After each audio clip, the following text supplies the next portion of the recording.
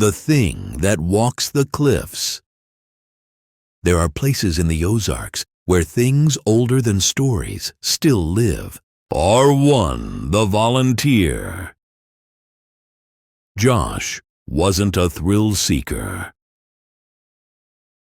He was just a quiet junior at the University of Arkansas who liked hiking, nature, and solitude. That's why he signed up for the volunteer trail marking program at Devil's Den State Park. They gave him a map, some spray markers, and a GPS beacon. His job? Flag an overgrown path along the cliffside that rangers wanted to reclaim before the spring rush. Just stay near the ridge, the ranger warned. Don't stray too far inland. We've had some weird reports. Josh assumed they meant bobcats or the occasional drunk camper. He hiked out just after 3 p.m., whistling to himself as the sun filtered through the trees. To the parallel footsteps. At first, the job was easy. Mark a tree every 50 yards. Snap a photo. Log coordinates. But halfway along the trail, something changed. He started hearing footsteps, matching his pace, just 10 feet off to his left. When he stopped, they stopped. When he turned, the forest was still. He called out, "Hey, Ranger!" No answer, just birdsong. And then silence. The woods went dead quiet, as if something were listening. Josh shook it off and kept walking. But every so often, he'd glance left and catch the faintest flash of pale movement between trees. Too tall to be human, too quiet to be an animal. Prathrim, the smell hit next. Rotting leaves and wet fur mixed with something coppery, like blood. It made him gag.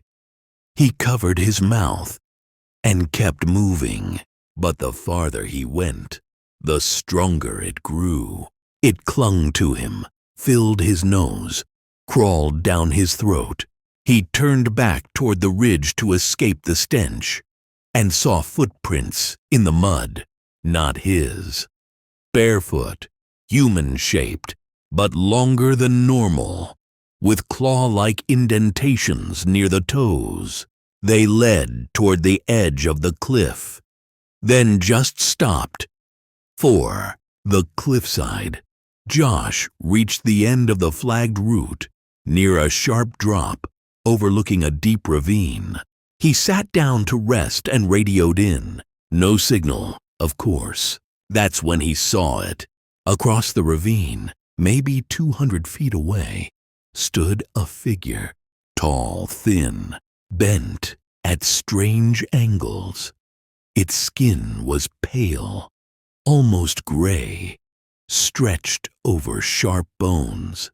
It stood perfectly still until Josh blinked. Then it was crouched. He looked again. Nothing.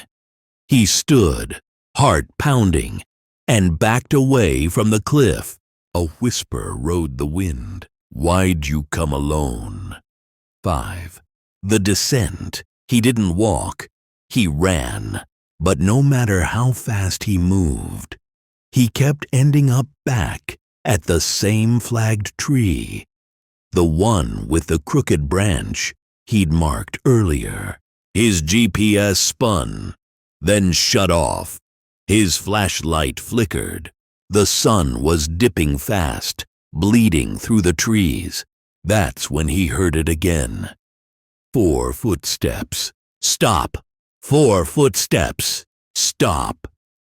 He whirled around and saw it, crawling along the ridge. Bone-thin arms bent backwards, face featureless and smooth. No mouth, no eyes, just a blank stretch of gray skin, and it was smiling. without lips. 6. The escape. Josh bolted toward the trailhead. The thing followed. Never fast, just close, closer than it should have been. He stumbled onto the gravel lot, breath ragged. The forest behind him swayed, as if breathing. When the ranger found him an hour later, Josh was sitting on the tailgate of his truck, pale and shaking. "They follow you if you look too long," he whispered. "It waits at the cliffs. It walks when you do." 7. The aftermath. Josh never hiked again. He transferred schools by spring, but other hikers have reported similar encounters. Footsteps in sync with their own. Sudden silences. Pale shapes crawling through the underbrush. And every year, someone goes missing on that same ridge trail. Their GPS units go dead. Their radios static out. And when they're found, if they're found, there are deep claw prints in the mud nearby, always barefoot, always long, always leading to the cliffs. Final line. If you walk the Devil's Den cliffs alone, don't stop, don't look left, and if you hear something walking, when you do, it means it's already behind you.